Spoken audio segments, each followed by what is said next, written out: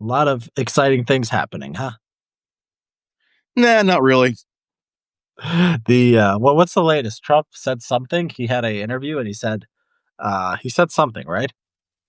Um, he was speaking at the opening or the construction site for the new flagpoles that he's installing at the White House, Oh, here. You know what? I have it at the New York Times. Let me pick it up. and he was asked about whether he's going to join the strikes. Okay. Said, maybe I will, maybe I won't, which is Y- about respect because he loves Yeah. to maintain his element of surprise.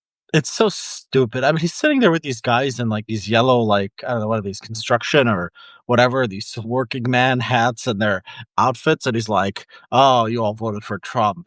The Federal Reserve, they're stupid. I should appoint myself. It's like such grotesque, it's such a grotesque display Did he appoint of him himself just at the trying to, federal? huh? He said he should appoint himself as the chairman of the Federal Reserve. Yeah. He's like, maybe I should just appoint myself. I think he said something like, we have a stupid person there. Well, that's kind of funny. It is kind of funny, but I it's mean, just that like, the thing with Trump that I've never found it difficult to readily acknowledge is that he continues to be amusing from a pure entertainment standpoint. Yeah, it sort of gets, I don't know, is it getting old? It gets a little Sometimes bit old. it's old, but like I just chuckled at the idea that he would say that he would install himself as the chairman of the Federal Reserve. The funny thing was what was the funny well, I mean, it's also like getting kind of dark because they're asking like, did when Biden got cancer, I was surprised by his response. Did you see this? Well, his initial response was very formulaic. Like the very first thing he said was, "We wish President Biden and his family the best of." It was like a tweet, right? It was like a Yeah, truth. Yeah. yeah. But then when he was asked to about it more extemporaneously, he basically said he doesn't care that Biden has cancer or something to that. Yeah. Yeah, and he like bashes him about the Minnesota shooting. He, says I'm not going to talk to Tim Walz. He starts insulting him. He says like he's a loser or like he's a sick guy or something like that. He wasn't always this kind of like mean spirited. I don't think that would have been Trump like 5 or 6 or 7 years ago. Um. Well, during the first term, he constantly would bring up Hillary Clinton's emails and things, just Well, yeah, yeah, so just as a foil. So he would be demonizing at every opportunity Hillary Clinton or Obama.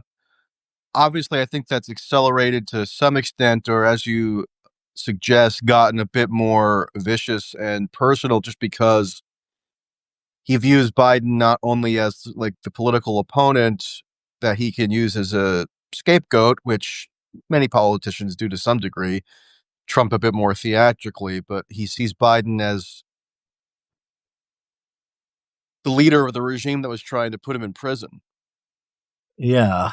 I guess that's right. Yeah, I guess that kind of added to the bitterness. Yeah, and Which is people. not entirely wrong, but maybe it's not exactly how Trump imagines it, but like there's a kernel of truth there. I mean, there's not really a kernel of truth there because Biden Well, himself, did the Biden Department of Justice not? well, the Biden Department of Justice, but Biden was not micromanaging. He appointed Merrick Garland, and there's no evidence he said, Merrick Garland, you have to prosecute Trump or anything like that. Biden, I mean, there's a New York Times article from 2021 in which Biden essentially conveyed indirectly. Of course, he's not like Trump where he's going to put out a tweet ordering his attorney general to do something, but signals were clearly sent, conveyances were clearly made that Biden favored Well, maybe prosecuting Trump over January 6th. signals. Well, and then the other thing, it was one And step. so did the entire like Democratic apparatus want Trump to be Yeah. prosecuted over January. But it was one step removed on top of that. It wasn't even Garland. It was an independent counsel. So, like, you had these steps like Biden may be conveyed to Garland, which is not enforceable in any way. It doesn't guarantee anything. And then Garland appoints an independent prosecutor, and that's how you get the prosecution. So it's very kind of tenuously connected to Biden. Nonetheless, it's true that the Biden DOJ, to the extent that we use that nomenclature, prosecuted Trump. Yeah, that's true. Okay. Well, I guess And maybe that's Garland just. appointed as independent counsel Jack Smith, who was this semi-fanatical international law zealot, literally from The Hague at the International Criminal Court. Okay. Uh, What does that make him? Why does that well, make him a it zealot? shows that there was like an ideological valence to whom Garland appointed to oversee these Trump prosecutions that suggested it wasn't just going to be within the narrow confines of ordinary criminal Yeah. law. Well, anyways, okay. Well, that's a side discussion. Anyways, well, this Iran thing. Where do you see? Yeah, so where do you see this going? Do you think does it look like Trump is gonna hit them? Well, I mean, he's telegraphing it. Think what happened the first day that the operation was launched. He seemingly engaged in public disinformation. I know that term gets overused, Yeah. and it's used to collapse a whole array of stuff into one category, including sometimes political speech on somewhat spurious grounds. But for Trump to have put out a post 3 hours before the operation was launched, or even less, saying, I've directed my entire administration to focus on achieving a diplomatic resolution to the Iran situation, and we're committed to diplomacy, et cetera, et cetera. At which point he must have known, if he had any foreknowledge at all, that the bombing campaign was about to be Hmm. initiated. And Hmm. that public disinformation in Hmm. like classical sense. And so everything that he's been saying or that the administration has been saying ever since needs to be seen through that prism. And Yeah. yeah, there's a lot of evidence of an acceleration of U.S. military assets in the region, Hmm. tanker, Yeah. uh, aircraft positions, etc. And I think maybe the most dispositive factor is that Fox News seems very much in favor of joining the Israeli operation, Yeah. and that's what Trump is principally influenced by. I don't usually watch the Mm. 5 p.m. chat show, Yeah. but I've been looking at it lately just to get a sense of what they're saying because it's very likely that Trump would be watching it or similar shows, and um, the they acknowledge, or at least they gesture at the fact that there is some debate within MAGA or America First, the America First movement about whether bombing Iran is America First, but they invariably come up with a rationale for why it is in fact America First to bomb Iran and do regime Yeah. change. So they're trying to deny that this is a regime change operation, I guess. Yeah. It seems like what you're saying from Fox is that they want the U.S. involved, but like they want to worship Trump more than so they'll call Trump brilliant no matter what. They have a slight preference for war, but like the real preference is kissing up to Trump. Yeah, yeah. I mean, what's seemingly going on is they're surmising that Trump is wanting to get involved. Yeah. And so they then have to reason backwards from that to explain Well, how it's it. interesting. I mean, it's interesting which way it's going. Yeah, it's kind of going in both directions. It's like Trump kind of. Well, what was it like when Israel started striking, and then Trump was like a little bit like distant from it? Yeah, I wonder what that Trump one was or 2 days was. from it. It was just that bogus Rubio statement that people.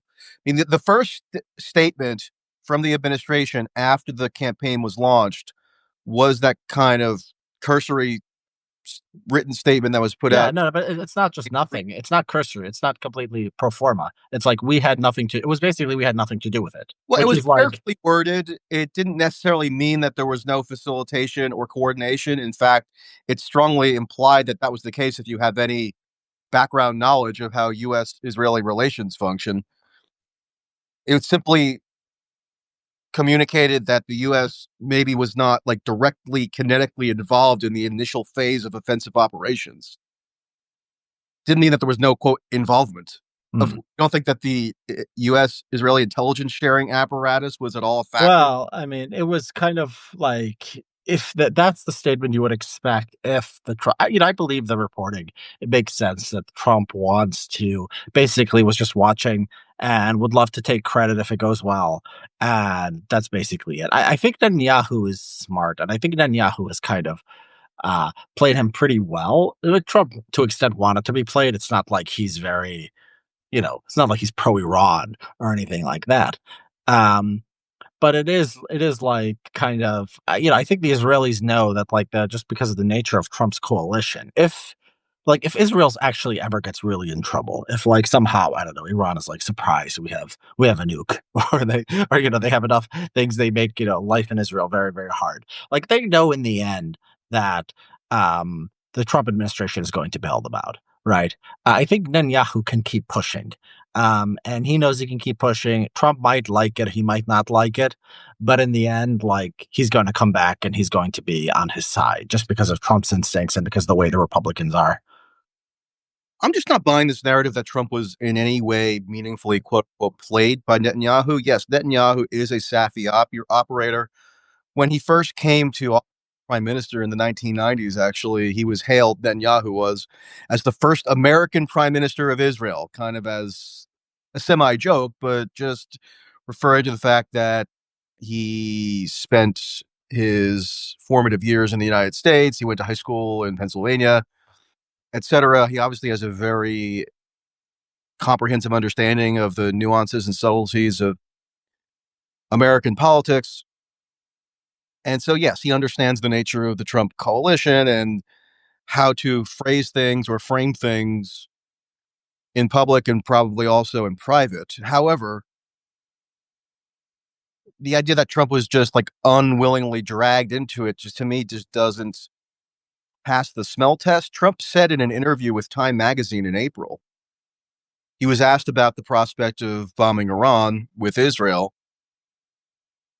And he said, I'm not going to get dragged into it. And the reporter was like, oh, really? So you're not going to join Israel in bombing Iran? And he said, no, it's that I'm not going to get dragged into it. I'm going to go in voluntarily and enthusiastically, and I'm going to lead the pack. So I'm sure he probably said, did he not say if they don't negotiate, if we don't come to an agreement? It's always like, you're fight you seem to believe strongly in like Trump's consistency, much more than no, a lot of other people. in his more it's more in his agency. And yeah, there was consistency in how these so-called negotiations were structured. Yeah, They it was were structured weird. in such a way that they were doomed to fail almost by design. I don't know if Trump had consciously in his head the explicit intention that he was going to structure the negotiations that he for some reason delegated singularly to his like catch-all envoy Witkoff.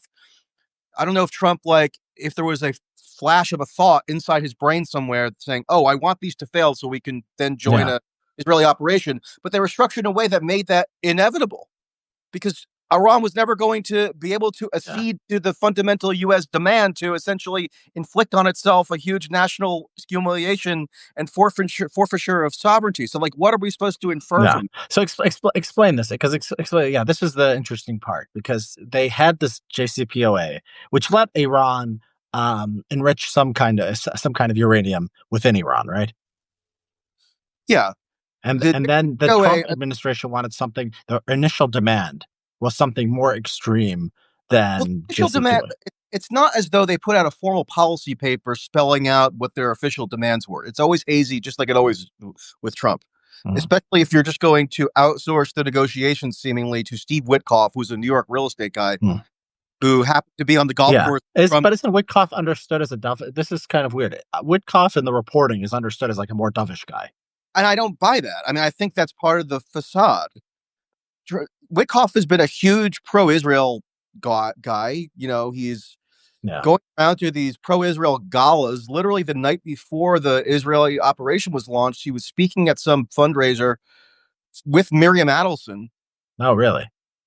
at, for United Hatzalah, which is like this Mm. Orthodox, ultra-Orthodox aid organization in Israel. Mm. And he was saying nuclear Iran is an existential threat. The United States and Israel must unite to combat this threat, whatever the cost, etc. So yeah, I mean, a lot of these hagiographical profiles of Witkoff that have been pumped out over the past few months depict him as a quote dove. And his diplomatic acumen has been praised. Oh, he's like the new Kissinger. He has all this unconventional thinking and he's a breath of fresh air. He's not from the establishment, so maybe he really knows what he's doing. He's going to shake things up. What has he accomplished? Every diplomatic portfolio that was delegated to him is Mm. dramatically worsened. Yeah. Well, What's do you going on think he? with Ukraine? What's going on with Hamas in Gaza? What's going on with Iran? It's all getting worse. Iran catastrophically so. Yeah. Do you think so do you think there's an Israel Russia what's your view of his role in the Russian negotiations? Because that's the place where I hear the context of he's a dove in these things. Is Russia and Israel different, or is he the same across these areas? Well, I mean, I think I would maybe caution against this oversimplified dove versus hawk framing. It is the case that Witkoff, okay, so compared to the Biden administration, it is dovish to even engage in direct negotiations with Russia at all. Mhm. So we can stipulate that. And it is true that Witkoff, after he had his succession of meetings with Putin, would come back and say, these four oblasts have a majority or a plurality or whatever it is of Russian ethnics, Yeah. kind of gave some credence to potentially acquiescing to some of Putin's. Yeah, and I remember Witkoff had these weird things, like where he would be like, "Oh, the one about Putin giving Trump like a portrait or something," and then like the way Witkoff talks, I don't know if this is reflected in the negotiations. The way he talks to Tucker, Yeah, he said, I is, consider Putin a personal friend now or something like that. yeah, yeah, he says this stuff, which is kind of odd But for. that's all. I have understood that to just be Witkoff musing. Like, what is it? Has that been connected to any policy change with respect to Russia? No, not really. Pete Hegseth last week was testifying before Congress, and very few people picked up on this, but of course, because I'm a brilliant genius, I picked up on it. Mhm. He was asked about the continuation of Ukraine arms provisions, and Biden, in the month before he left office, did 3 rounds of presidential drawdown authority provisions to Ukraine, they're called, which amounted to several $billion. So huge outlays of arms to Ukraine.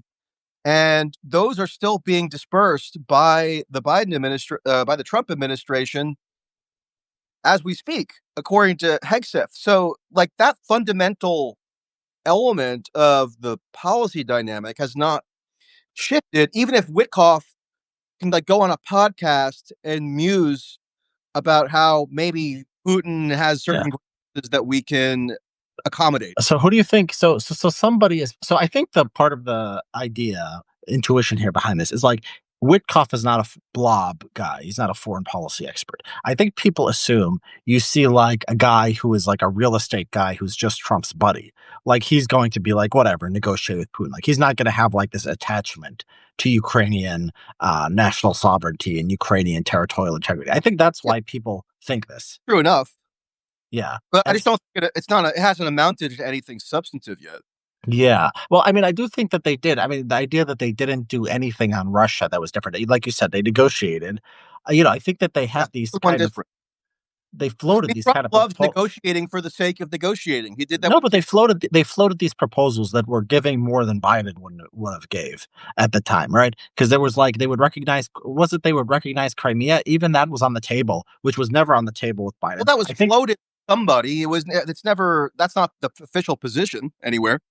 it's been reported, isn't it? That's been reported that this was the deal that they gave them. There was something like recognize Crimea, freeze the lines, and then like move on. That was basically the deal. And I think they realized Uh, that Putin wouldn't take it. I've reported that recognition of Crimea was an official offer. I I don't think know that, about official, but it's like that's how you get to official. You like you start. It's not like you.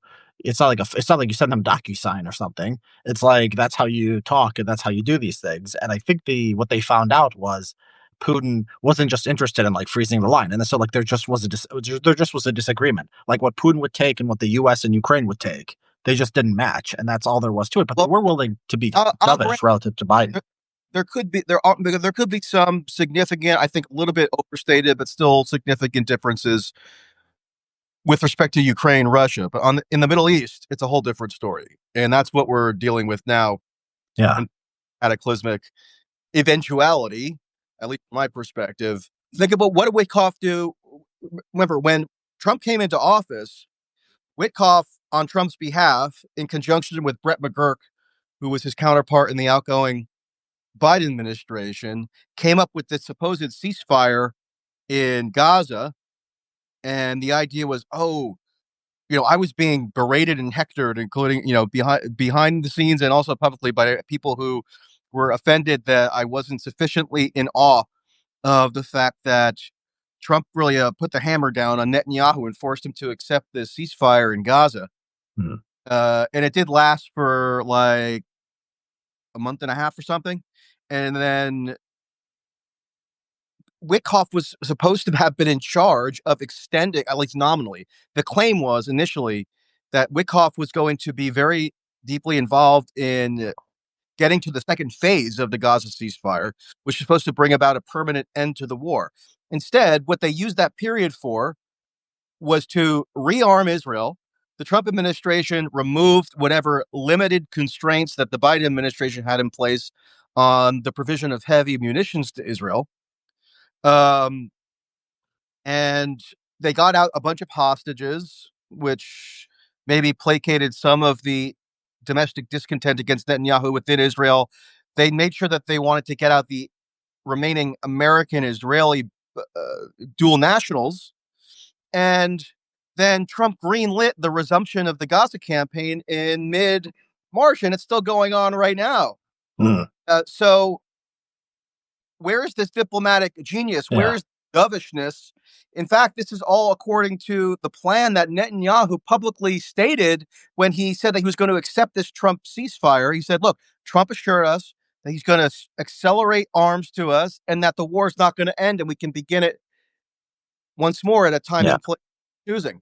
And so that's the mindset around Israel related issues tends to Iran. You asked about the enrichment thing. Yeah, the JCPOA under Obama, which let's remember was painstakingly negotiated on a multilateral basis for over 2 years, arguably even longer, Hmm. not just bilaterally between the US and Iran, but with Russia, China, the EU, etc. It wasn't just like this It ultimatum. wasn't the EU, it was Germany, France, and the UK, I think. Uh, the EU as an entity also had a Was it? presence. I believe so. Let me check. Yeah, I don't believe so. JCPOA. Let me see here. Yeah, Yeah, the European Union did. The European Union is a P signatory, plus 5. in addition to France, Germany, UK on their own. Okay, Uh, well, they didn't negotiate. I think they but just pro forma us. Okay, whatever. Go well, ahead. either way, it was multilateral, right? And it was a pretty laborious, drawn out negotiation. And Hmm. the thing that they arrived at, Yeah, that Iran could maintain uranium enrichment at 3.67%, right. which was seen to be for civilian purposes, right? And then, so Trump obviously withdraws on the ground that, in part, it was intolerable to allow Iran to have any enrichment whatsoever. Yeah. And that was And an interesting decision. early phase of these negotiations, went on TV. A lot of the restraint people who are always I mean, one thing that drives me crazy is that there's this like cadre of, I guess, right-leaning pundits and journalists who are always trying to interpret everything that the Trump administration does in the most charitable, restraint-oriented light. So they're always like grasping for whatever the most generous depiction they can find is of anything that Yeah. they, and that they're the ones who are like hailing Witkoff as this diplomatic master.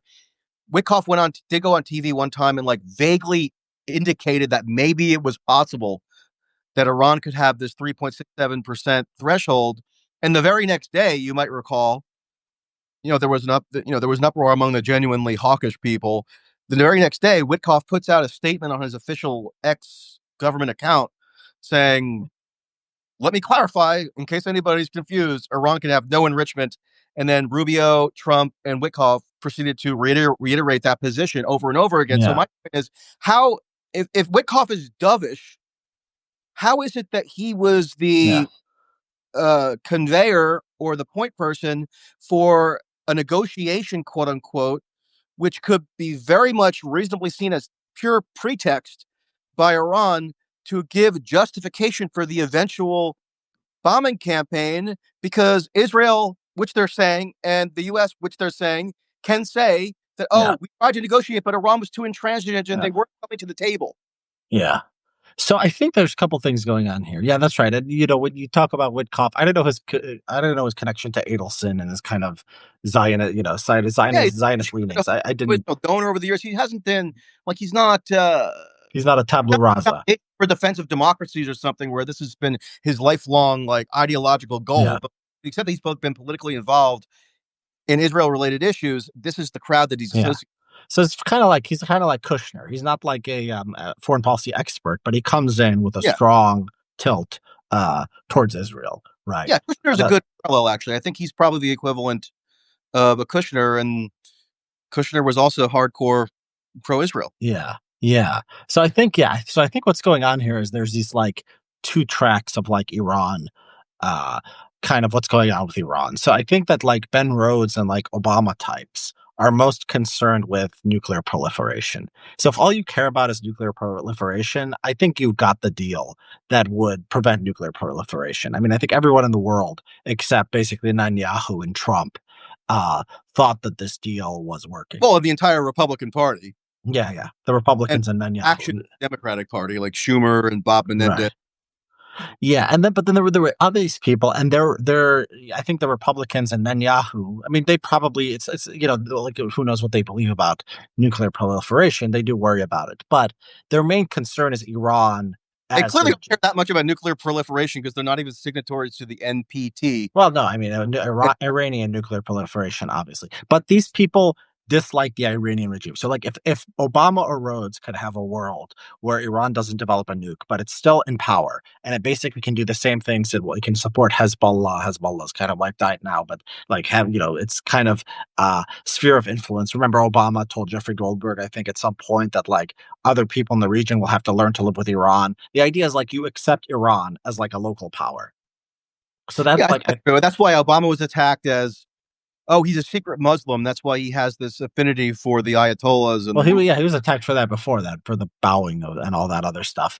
Yeah, But then yeah, and so that's their perspective, and the perspective of Netanyahu and Republicans, I guess Ted Cruz and Trump maybe, is the idea that Iran is like the root of all evil. And we talk to these people sometimes. I mean, they really do think like everything in the Middle East like kind of goes through Iran. Iran is like the most evil regime in the world. yeah. It's this, It's the head of the snake, or as yeah, Naftali says, the head of the octopus. They yeah. can't settle on an animal analogy. That And so if you that's your perspective, you'd keep trying to sabotage the nuclear right. negotiations, right? You would keep saying you would make these impossible They demands want like that's the deal.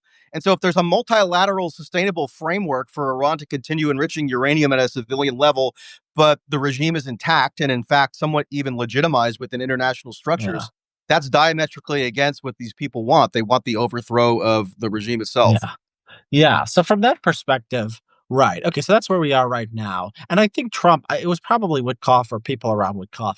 He probably didn't like who got into Trump's idea in his head that like this was the red line. Like they could not enrich any uranium within Iran. Like I was Okay, and this is actually significant. Witkoff actually used the phrase "red line." The red line is zero. really And Republicans and Trump still have it in their folklore that Obama proved he was this huge weakling because he drew the red line in Syria and then did not bomb Assad quickly enough after the August 2013 chemical attack. So Trump has always been about, look, when I draw a red line, I'm really going to enforce it. okay. I missed this. You're right. This is a significant piece of information. All right, yeah. So it says here I'm reading Reuters. A deal between U.S. and Iran must include an agreement not to enrich uranium. Witkoff said on Sunday, and then he said it's cut off because Reuters has a Uh, paywall now. I have the clip somewhere of him saying it. It's okay. I can get the hell. We don't need the clip. We could just read the words. We have a red line, and that is enrichment. We cannot allow even 1% of enrichment capability, he told the week. Okay. Yeah, we don't have to listen to it. We got the Yeah, words. yeah. I Um, wanted to find like the exact quote. Yeah, yeah. yeah. Yeah. I think that's significant because Trump has this idea that if he puts out a red line because he wants it to be tougher than Obama, and then doesn't follow through, then he shows himself to be Yeah. weak. And so this is interesting. So, yeah, it was kind of set up for And we and you failure. said something like, "Oh, Ted Cruz and maybe Trump believe this." One thing I think people don't realize about Trump is that when he was first toying with the idea of getting into Republican politics Mhm. in the early 2010s, he picked Mhm. a couple of issues that he thought would resonate. Mhm. One of them was Obama's birth certificate. Mhm. Another was Iran can't have a nuclear weapon and is evil. Like he's been talking about Iran somewhat randomly and inexplicably since around like 2011 when he was first trying to ingratiate himself to the Republican Party, going to Tea Party events, going to CPAC, etc. I actually saw Trump's first CPAC speech, believe it or not, in Mhm. 2000. I didn't pay it much mind, unfortunately, at the time, but I did see it. Um, and Trump and Ted Cruz in September of 2015 jointly appeared, even though they were putatively rivals at this point in the Republican primary. They jointly appeared at a Party Patriots rally at the Capitol in D.C. against the Iran deal. So Mhm. it really is a long-standing conviction on Trump's part, which is why it's so stupid that so many Trump voters who think that they're anti-war or think that they voted for Trump on anti-war grounds came out when this happened and said, "Oh, we've been betrayed. We're so shocked, et cetera, et cetera. We can't believe it. Trump promised peace in the Middle East because he went to uh, Dearborn, Michigan, and told the imams that he would bring quote peace as a vague platitude that wasn't connected to any policy outcome." Yeah, I mean, Trump, the administration now is correct. Trump has been unusually consistent on this issue. He instituted a policy in his first term of extreme bellicosity toward Iran, withdrawing from JCPOA, coming within 10 minutes, he said, of bombing Iran in June of 2019 because they shot down a U.S. drone over the Persian Gulf, not the Gulf of Mexico, the Persian Gulf, or sorry, the Gulf of America, the Persian Gulf. The maximum pressure policy, which is a regime change policy in a sense, in that it's meant to impoverish and weaken and destabilize the regime such that a uh, overthrow could happen. Um, Trump actually, there like when there were like smaller scale protest movements that dropped that popped up in Iran, which they occasionally do because there's a cosmopolitan secular sort of contingent of people in Iran who don't like being ruled by an octogenarian theocrat, understandably. But Trump would do what Obama really didn't do. I mean, I don't know if you remember this, but in 2009, there was the so called Green Revolution in Iran, where there was a big protest movement after the election of Ahmadinejad. Mhm. And the Republicans were outraged that Obama didn't support that movement enough to bring about regime change. So Trump did versions of what Obama was criticized for not doing on a smaller scale in the first term.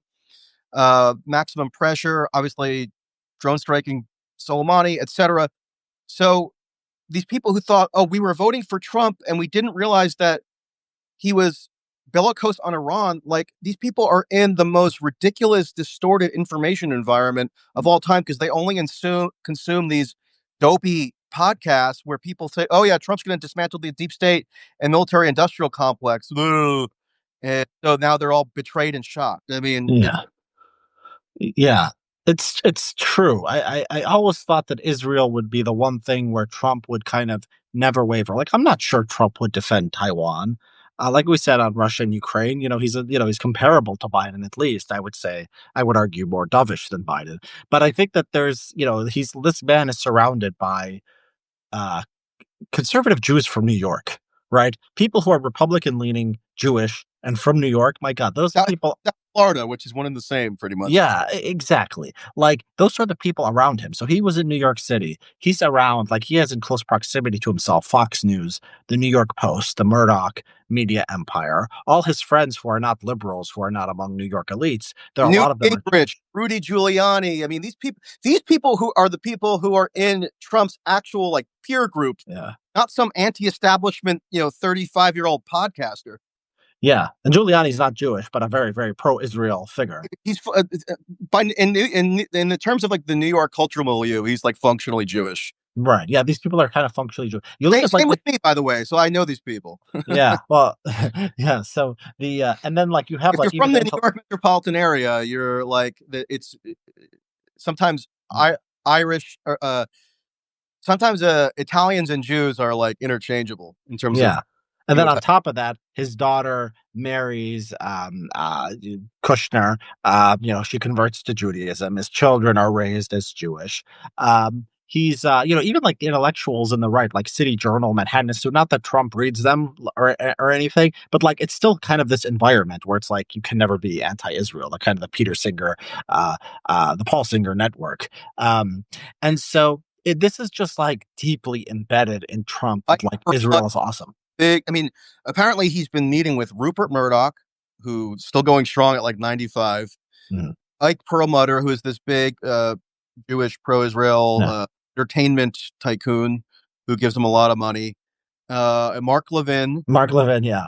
who I mean, I used to listen to conservative talk radio while I was driving in the car, and I would like to listen to Michael Savage because he has sort of a soothing voice, even if he's kind of deranged and Yeah. tyrannical.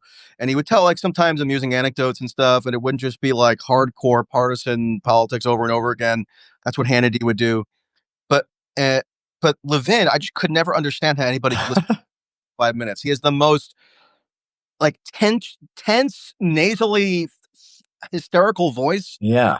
It's hard to listen to. I don't understand how this person became He's a yeah, he podcast. screeches. He Yeah, screeches. I mean, it's kind of nuts. Yeah, and like I've heard that he's got a cult following. I've heard that he goes on. If you get on the show, I was actually almost got on Levin's show for my book actually, which is funny. They told me that Levin had requested like a copy and wanted a signed copy. I guess that's what you do, and that's like something very rare. Where I've heard that's you usually get on the show for that. I don't know. They ended up not doing it, but I heard that if you get on Levin, when it did they like find your racist posts from? yeah, maybe they probably it was around that time. So maybe, or maybe some insufficient loyalty to Trump or something, which is probably more likely. But yeah, but I heard that if you get on Levin, like his audience on like watching Sunday, he like interviews an author, and those books just fly off the shelves and will like Oh, go to like the New York Times bestseller. I was quoted once by Rush Limbaugh on his show, Mm. and I got a huge. I wasn't listening, obviously. I wouldn't have known, but I got a tsunami of feedback from it. Um, What would people find? Would they would find your email or whatever? yeah, I got emails, tweets. I think somebody. I'm trying to remember now. I think somebody might have mentioned it in person. Actually, like an older guy. I just it makes a huge buzz, which is why Mm. those And was it different when you hash got on out books. when you got on Tucker? Did you? It wasn't the same, I assume, because mine wasn't that big. I got a lot of like subscribers and followers, but it wasn't like the biggest thing that ever happened. It wasn't like a lot of people reach What's out. funny is that whenever I would be on Tucker, I my dad would get a ton of feedback from like fellow like Yeah, retired guys who were watching Fox. So my dad would get my my dad is actually like basically a moderate Democrat or something, so he wouldn't be watching really otherwise. But people in his like peer group or friends or whatever would yeah, hit him with feedback. So my dad would get more feedback than that I would. Obviously, people would maybe yeah. wait, but yeah. So I guess those old talk radio, I guess like Limbaugh's old audience and like Levin's audience, which I guess maybe they're not, the future generations are not, it's like they're probably dying off. But I guess maybe that's like those talk radio guys are kind of a different level of cultishness. Is that it? I just think it's a rock solid, loyal audience. Yeah, People who've been listening habitually for years in the car or at work or something and have it as part of their daily routine and schedule. yeah, And yeah. so, yeah, they're going to be extremely influential in getting people to purchase products and whatnot. Yeah, I've been enjoying. Have you been enjoying the Levin Tucker feud? It seems like it's like generation, it's a Generation X versus Boomer thing, where it's like Levin is just completely like still in the old early 2000s kind of mode, and Tucker is kind of anti-war and bitter and kind of conspiratorial. I mean, it's kind of fun to watch them fight. Yeah, the clip of Tucker with Ted Cruz. Yeah, what do you think of that? I mean, I thought that was fantastic. Actually, I mean, that's a perfect question to ask, and those sorts of questions are not asked nearly enough. I do think politicians, especially if they're going to be claiming to somehow dictate the governments by force, of countries on the other side of the world, if they don't like know basic demographic information about the country, then that is humiliating, and particularly Yeah. for Ted Cruz. I mean, Ted Cruz has been an Iran obsessive for like 15 years. Yeah. It reminds me, I used to know all about this, but the run up to Iraq, I think there was a time when someone basically said they talked to George Bush and he didn't know that there were Sunnis and Shia in Iraq. He basically said, "What are you talking about? I thought they're all Muslims." And it was like months before the actual invasion. Mm. And so, like, yeah, that's normal. I think a lot of people in Iraq, in America, who ended up going to war in Iraq, they probably had no idea there were Sunnis and Shia. And that's like kind of like that became the basis of like the split that like was the civil war. That was like the cleavage in Iraqi society. So it's kind of nuts that they didn't know that. I mean, that just kind of always blew my mind. And it's not just like, I mean, that I was actually a little bit surprised that Ted Cruz didn't know that. I wouldn't be surprised if some generic Republican who's I think reflect I would have liked to see him forced to guess because he might have known, but just like didn't want to. He didn't want in case he was wrong. well that he couldn't even give like a rough approximation. I found surprising. Yeah, but that's like he was probably yeah, I guess. I would have said like I would have said 80 because last time so these countries, these third world countries, they're always growing. Like Iraq was 25 when we invaded or 20. And then I didn't look for years. And then like 10 years later I looked up like Iraq's I don't population. know. If you're going to engage in like a new round of regime change agitation, maybe you'd like scan the Wikipedia or something. Yeah. Yeah, and the ethnic groups is interesting because it's only like 55% or 60% Persian, which is like an interesting fact to know. The Azeris are the second. What are they kind of like, and what do they think, and what do they care about? That's like also kind of something you might be interested in knowing. But no, these people don't know. Yeah, there was a shocking story. It was actually like it was around 2010 or something, 2014, I don't know, that was 15, whatever, somewhere in that range, which in the New York Times, where they went to, so this is after the Sunni and Shia thing was like with Bush was before the Iraq war. This is like 10 years into the war on terror. And they go to Republicans on the Homeland, like it was like some kind of committee, National Security Committee and Congress. They go to Republicans or maybe Republicans and Democrats, and they ask them like, is Hezbollah Sunni or Shia? Is Al Qaeda Sunni or Shia? They don't know this 10 years into the war on terror, right? After Sunni Shia split had been like the biggest story in Iraq, the biggest story in American politics. They still didn't know. And so like bin Laden, like these people did not know this stuff.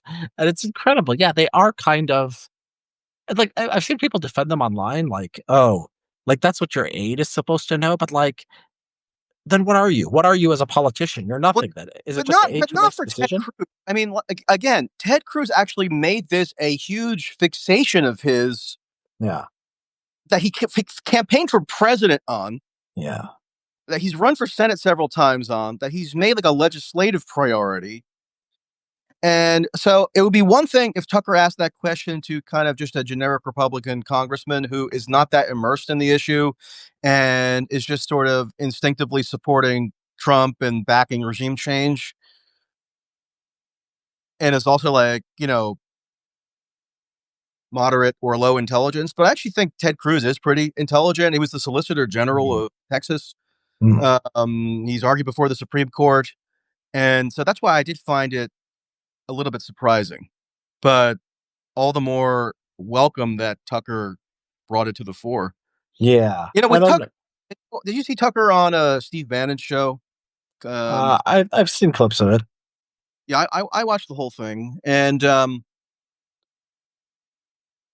a little conflicted. I like Tucker personally still, and he can do good journalism, as evidenced by the Cruz interview clip Mm. or viewing. But the way in which he couched his position on Iran, I think speaks to how, like, if any Republican, despite like certain people in MAGA whining that this isn't what I voted for, quote unquote, it shows how feeble whatever opposition they're able to muster really will be, and probably inconsequential. Because Tucker goes out of his way to say, look, I love Donald Trump. I'm so grateful he's president. I was with him on election night when they announced that he won Pennsylvania. It was like one of the happiest moments of I've ever witnessed, et cetera, et cetera. So he couldn't have bent over backwards harder to butter up Trump. And then, of course, he leads into, and yet I worry about another war in the Middle East, et cetera.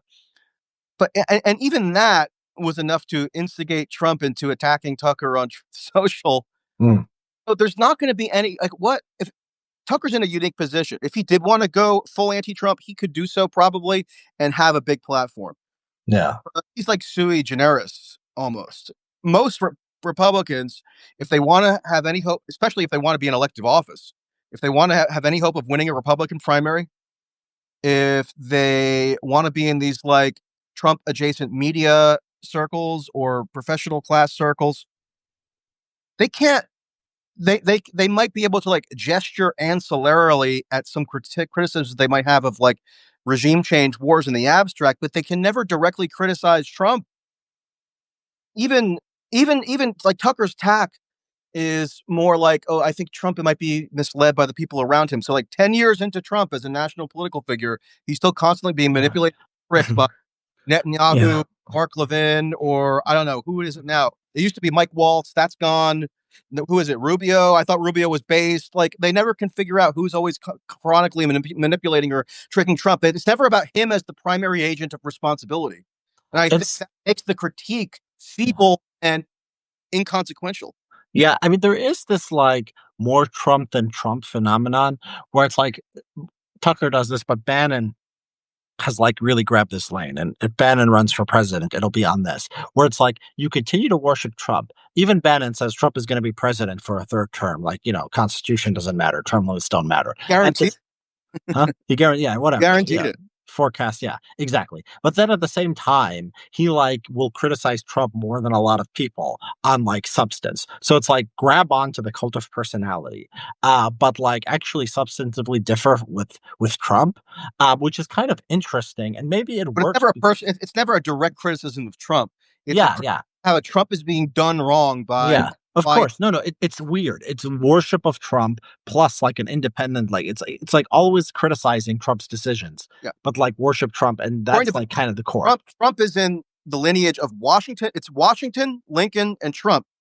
So that's Oh, his lodestar. I And think Trump is like beyond Washington and Lincoln. I mean, I don't know about I don't know if Washington and Lincoln can compare. what Bannon actually explicitly says is that Trump is in the Washington, Lincoln Okay, then we'll take his word. We'll take his word for that. Then they're all in the in terms of like seismic, generational, civilizationally. yeah. And so it's going to be interesting. I think Bannon probably, I think he's got this lane, and there's no lane to be anti-Trump. If Bannon was the same but said Trump can't run for a third term and Trump is like a fool, like Bannon's audience would go away. So it is like kind of this thing because Trump fans often don't know much about policy. So like you can manipulate them in this way. You can just tell them things that are not true or don't make sense. And then I think this is like the real like ideological thing. And I think if Bannon runs for president in 2028, he's going to try to have this lane, which is like Trump did all these things wrong, not because Trump is bad. Trump is great, but like somebody manipulated him or somebody tricked him or something. And like we are like actually with the base. And a lot of like right wing, like MAGA intellectuals will like this. They'll be like the same thing. They will be like pro Trump, but then like actually like into this America first and this kind of soft white nationalist ideology. And that can be like, I don't know, that's like a powerful force. That's going to be like the battle versus like the purists, like the Trumps who are like, Trump was great and everything Trump did was great. And then, but the other side is going to be like, Trump was kind of wrong because he was manipulated. And I think those people are probably at an advantage because that's more where the base just cares about Trump himself. But like, they are more policy wise with Bannon than they are with somebody like, I don't know, Rubio before he became But who is the Secretary of State. sometimes there are misconceptions about what the base quote unquote consists of. Why is the base only regular viewers of the War Room Rumble show? Is it not like Fox News viewers, I think not that those talk people are radio viewers? more Like easily. I think the energy, like okay, like I showed that poll showing that like 72% to 19% people who support Trump like wanted to help Israel in the war with Iran. So okay, yeah, they're a majority, but it's like I think that's seen as like a passive majority, while the minority is the minority of people who are like I think anti-war. it's all skewed dramatically by the online ecosystem that you and I are both probably Yeah, over. but those are the kind of people who end up shifting policy. That's what I'm saying. It's like those Uh, people who are watching Fox are going to die off. The people who are staffers in Washington and are like running like big social media accounts, and the people with the momentum on their side, and they're pushy and they're kind of aggressive and they know what they want. Like that. That's like I think the trajectory is in their favor. Possibly. I just think that there's like, where's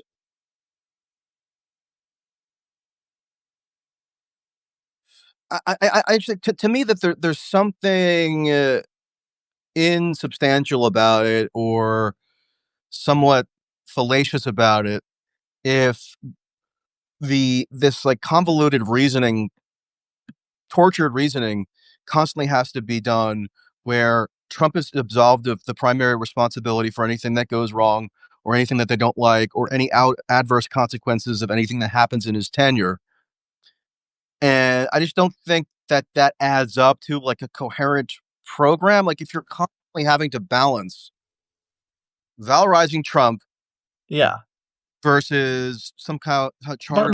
the question is when Trump is gone, because when Trump is gone, you're not going to have to keep doing that. You're going to have When a Trump is story. gone, he's not going to be really gone. What, you don't think he's going to be like politically He's active? he's going to be like 83. Like who knows how coherent? Like who's going to be controlling his Truth Social account at that time? How coherent he's going to be? You don't think he's like commentating on events? I think he's going to be focusing on trying to pump his meme coin and like going through various scams. Like I don't think he's going to be caring that much about policy. He's going to care about like naming buildings after him and not being prosecuted and not having like people come. I think he becomes completely kind of checked out ideologically, but it's still like a big deal kind of Well, among who MAGAs. happen in 4 years? I mean, there could be World War III, and then everything that we say right Yeah. now. Ooch. I'm not sure that Bannon. I wouldn't expect Bannon to run. I would expect him to like find a candidate for him to that he can rally around and like be the brain of or the Svengali Well, for. who would that be? Like he's going to overshadow anyone except Vance. Like he'll overshadow any candidate. Maybe it'll be Vance. Why not? Well, then it's just Van. Then it's just Vance. Yeah, then it's Bannon's not nothing special about Bannon. He's just the vice president becoming the successor. Bannon is comfortable hosting his podcast. I mean, I think that that is a good enough degree of influence for him, and people are constantly asking him to interpret everything that's going on in the Republican Party and the Trump administration. So I don't know that he would necessarily personally run for president, although who knows? You know, one point I was thinking of that I didn't get to quite finish is that you said Trump is surrounded by New York Jews or South Florida Jews or whatever. That is true enough. However, I think an under recognized or appreciated element of Trump's posture toward Israel, both in the first term and currently, is that if he were just sort of carrying forth the preferences of that New York or South Florida Jewish set, it would be more of a conventional program. Like those people would probably comprise the mainline consensus, such as it exists, of the pro-Israel lobby. However, what Trump has done that is sort of unusual and underappreciated is that he's elevated elements, pro-Israel elements that are much more fanatical than would have been seen as couth like 10 or 15 years ago. For Republicans, for Republican Jews, I don't think so. Like Republican, I think he's like right where they are. Like I don't think like Republican Jews are like dovish or want to Well, engage with Iran.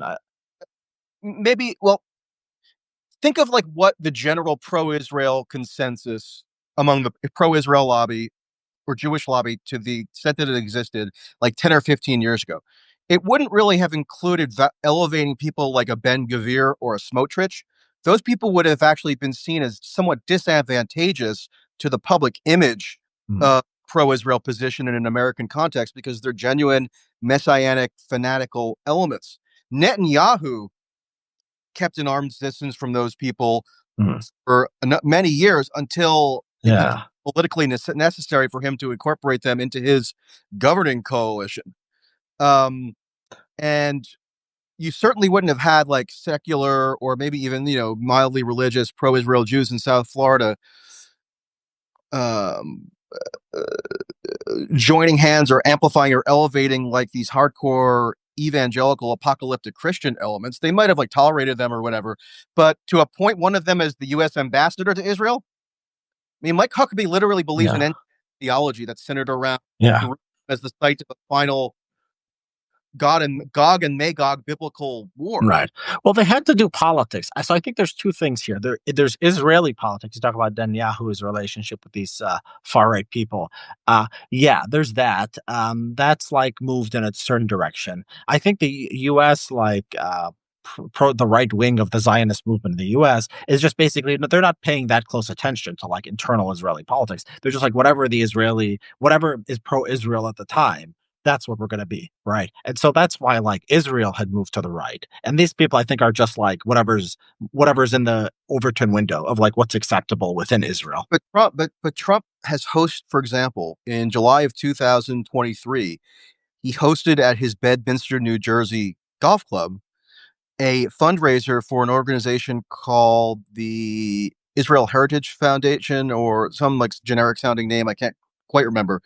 But basically, it was hardcore religious messianic fanatics Mm, who have their own little fledgling advocacy organization, and they gave Trump their big like Savior of Jerusalem award, mm, and he expressed policy affinities with them and elevated them beyond what like a John McCain would have done, even though he was obviously pro-Israel, or a yeah, Mitt Romney, or a George W. yeah. Bush. Because they would have been to the right of they would have been to the right of the rightist wing people in Israel. So that's like that would be kind of weird, right? So they're just the right of America is just globbing on to whatever the most right wing thing in Israel is Right, and that Trump has is like power. accelerant or an enabler of that.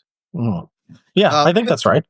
though Trump himself, nobody really would believe has an ideological commitment to quote Zionism, or he's like he wouldn't do like what Joe Biden did and go on some late night talk show and say I've always been a Zionist since I met Golda Meir in like 1973 Mm. or what it was.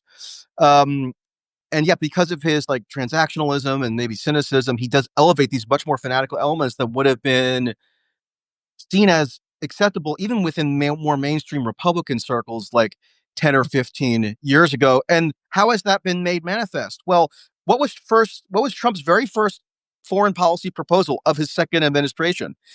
First week of February, Netanyahu is the first foreign leader to visit the White House. Trump, seemingly out of the blue, comes out and says, oh, by the way, the United States is going to take over Gaza and turn it into some kind of U.S. military protectorate and expel Yeah, all the Palestinians. That's a that's a view that Netanyahu wouldn't have even embraced a year ago. yeah, That's the messianic settler vision within Israel that maybe has crossover with certain apocalyptic evangelical Christian elements of the United States. And that's the policy proposal. So that's Trump going beyond the conventional pro Israel consensus in a much more fanatical direction.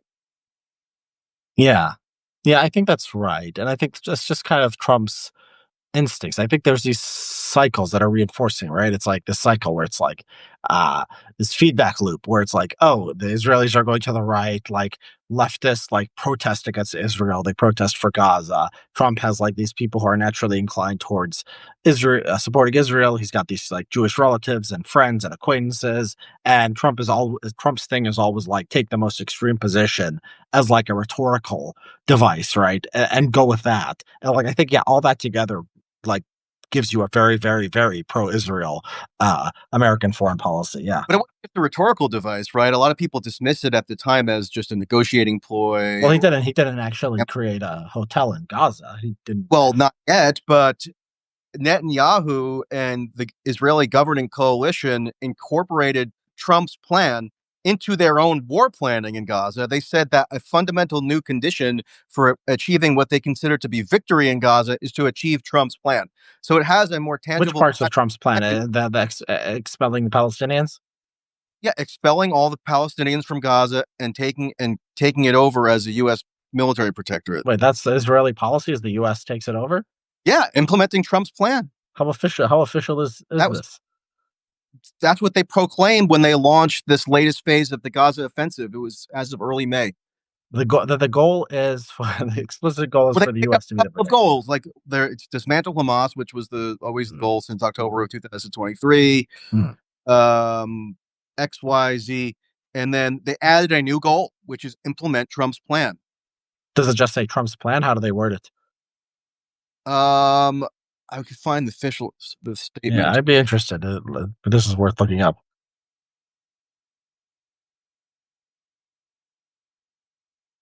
Let's see. Trump plan Gaza. Let's see if I go quicker.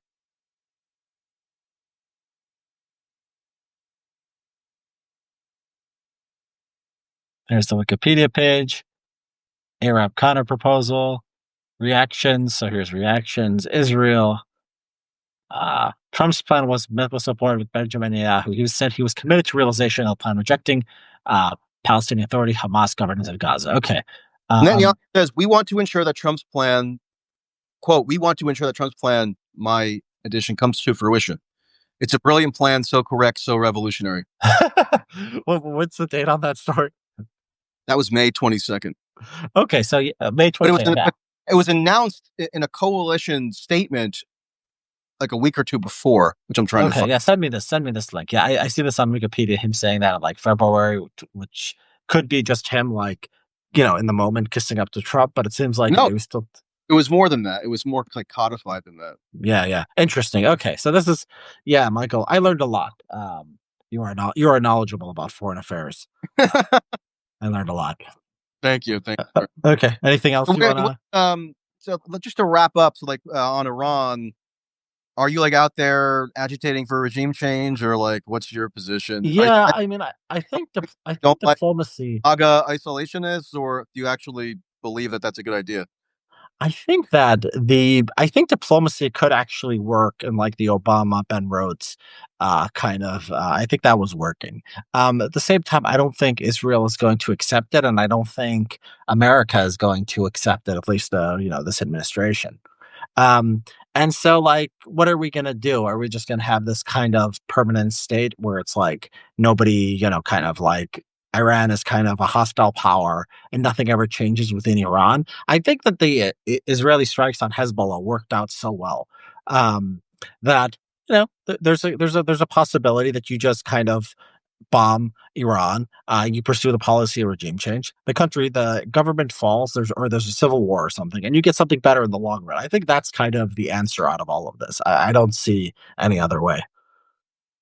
Really? So you don't see any negative ramifications or detrimental like consequences of a country of 90 million, which we now know the population size of, descending into civil war or ethnic conflict and the state collapsing? Yeah, that's potentially bad. I mean, but like, what should countries that are ruled by brutal dictatorships stay in power forever, and you should always worry about what's going to come after? Like, you don't want to just like. I think it really does depend on the Why is it context your role or the role of some like congressman from Georgia to determine, okay, it's time for this government to no longer continue? because Like some we're of gonna us see ourselves as global citizens who uh, take the interests of the entire world into account. And yeah, I think that we should care about other countries. I think Iran, it's not Iraq where like the only opposition to Saddam was Sunni and Shia Islamists.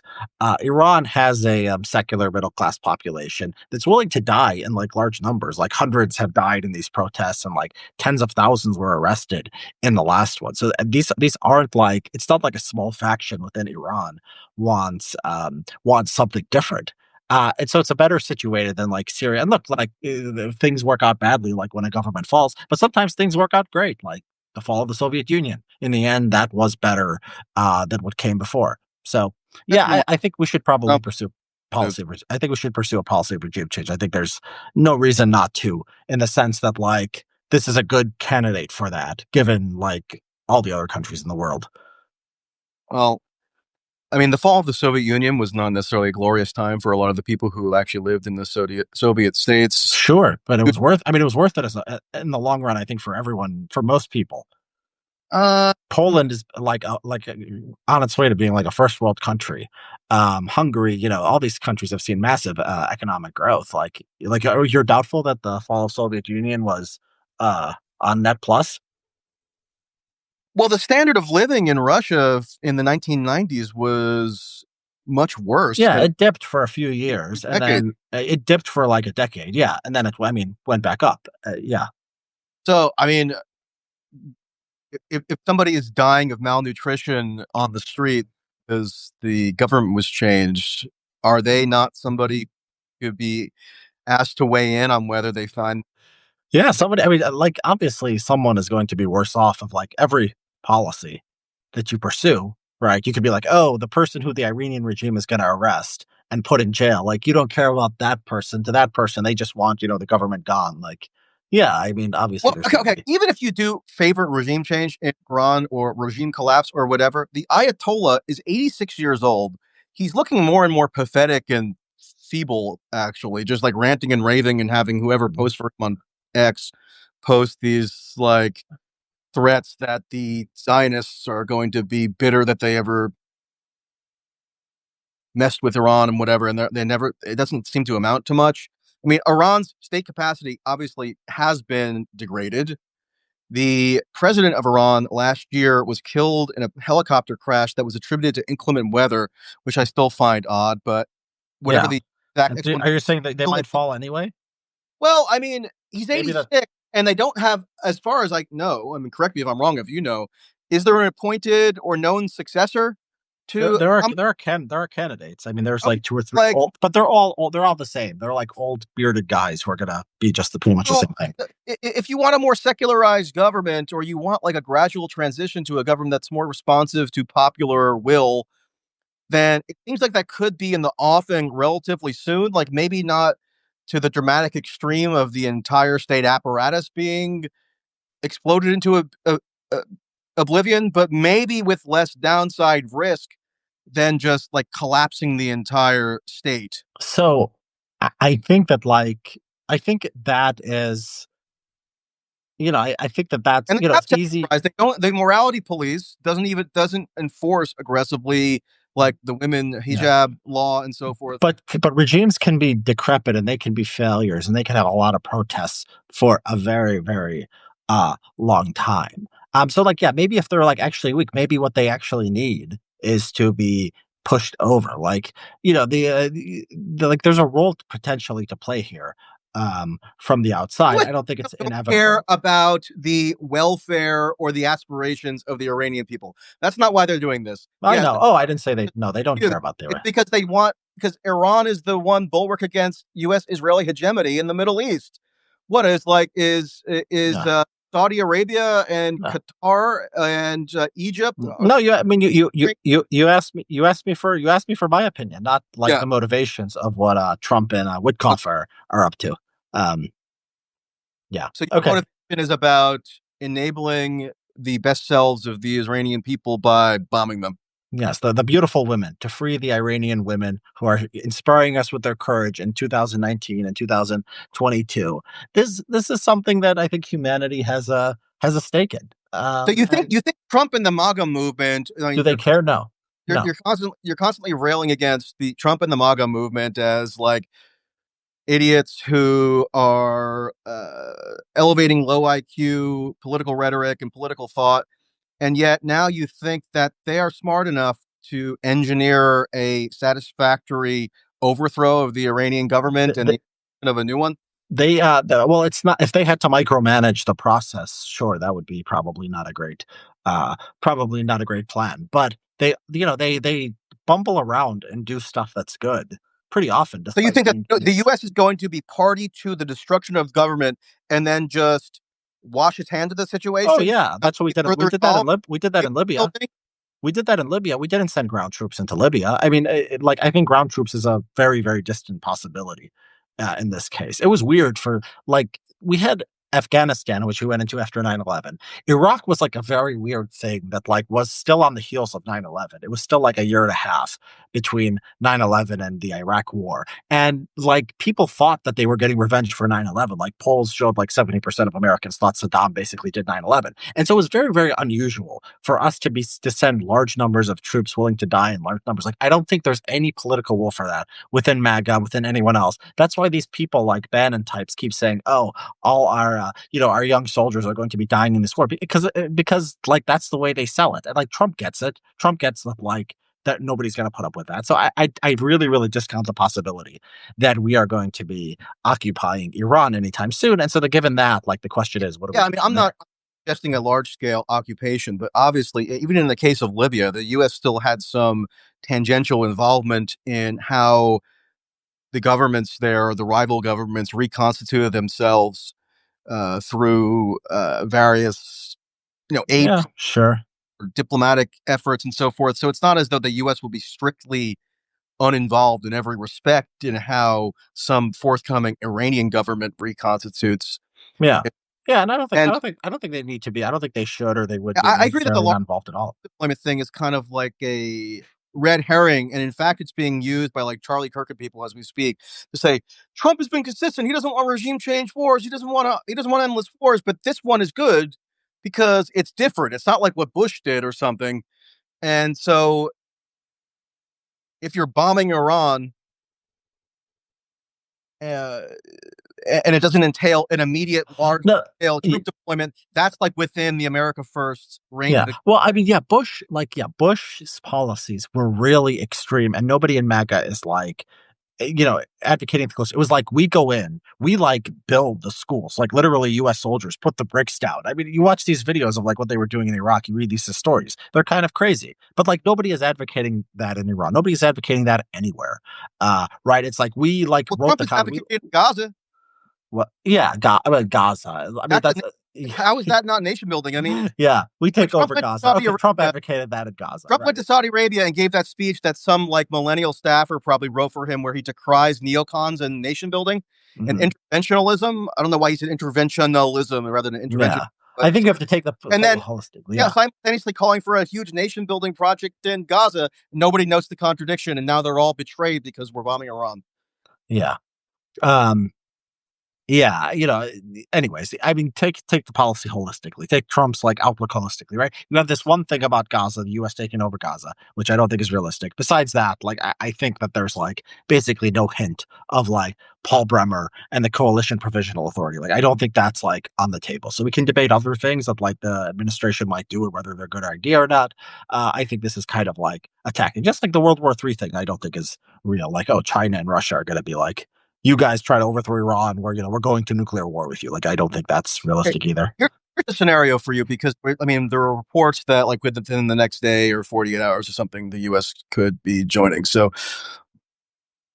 here's a potential scenario: the U.S. joins Israel in offensive operation. They try to bomb the Fordo nuclear facility, and it's unclear whether the nuclear facilities are fully wiped out or the enrichment capacity is fully wiped out. Maybe it's even claimed that there's some other secret facility, like there was an intelligence leak to Fox News that's not verified, I don't think, by anything credible earlier this week, that there was some other secret facility that Iran was enriching uranium at. Let's say the Iranian government gets incredibly destabilized, it's on the verge of collapse. Trump follows through on his threat to assassinate Khamenei. I mean, the extremism of Trump's threats these past 48 hours is insane. He's ordering mass evacuations of all of Tehran, 10 million people. He's calling for unconditional surrender, which is what Franklin Roosevelt called for from the Act of Powers in Yeah. 1943.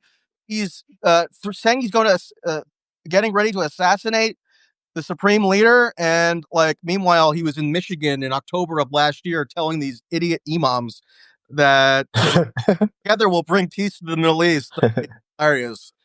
But let's say like there's genuine regime destabilization, it's on the verge of collapse, and some of these enrichment capacities are seized by like a rogue actor within the government, or they're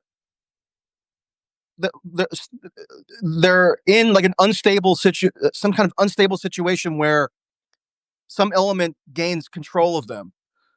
So Is the U.S. Are the U.S. and Israel going to allow for like some uncontrolled proliferation of nuclear technologies or something? I mean, I'm not an Wouldn't that be an impetus that's cited for why there needs to be some ground element, not an Iraq scale thing necessarily, but some incursion?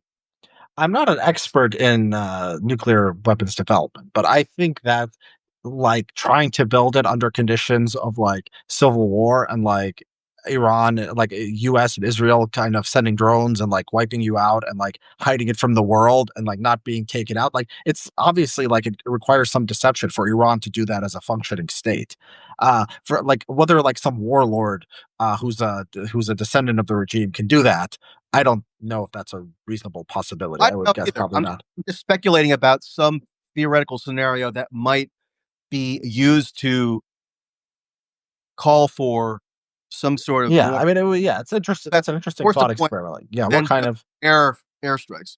yeah, what kind of scenario would actually lead to the There's gotta be some of those scenarios, right? I mean, they're not the most unlikely outcome, given how chaotic and unpredictable a yeah. regime stabilization I scenario. think I think nukes is pretty much the only. I mean, it has to be that scenario, right? Like if a lot of people are dying in a civil war, that's not. I mean, that doesn't bring the U.S. into Syria. Troops on the boots on the ground, at least.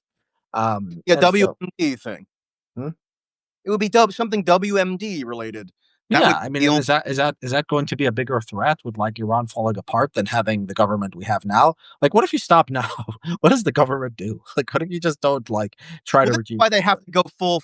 This is why it seems almost ineluctable that It regime change is it would what's. be genuine if Trump They is. stop now. Yeah, Why wouldn't Iran rush as fast as they can to actually develop the nuclear yeah, weapon that they apparently didn't yeah, have yeah. I until. mean, maybe they're yeah, right. Like it would be very weird. Like we're gonna release this podcast like within like an hour or two after we're done. We could get an alert. Like I've been waiting the last day and a half, like an alert anytime on my phone, saying that You we're know, going to war.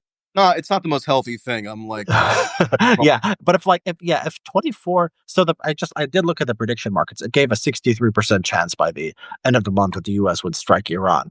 It would be weird after all this stuff. Now he can get away with it because everything with him is art of the deal. So he could change his mind whenever.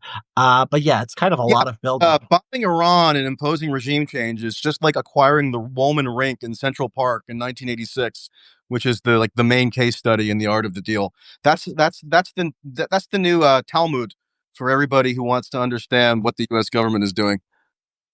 Yeah. Anyways, by the time people listen to this, we might be at I thought war. people were live. What's that? I thought aren't people listening live? No, they are listening live, but then Oh, but we've been doing this for how long? You still don't know the routine? Yeah, and then I release it as a podcast. oh, okay, yeah, I knew that. All right then. All right. Well, Michael, good talking to you. And yeah, next time we talk, we may be at war. All righty, looking forward to it. All right, bye.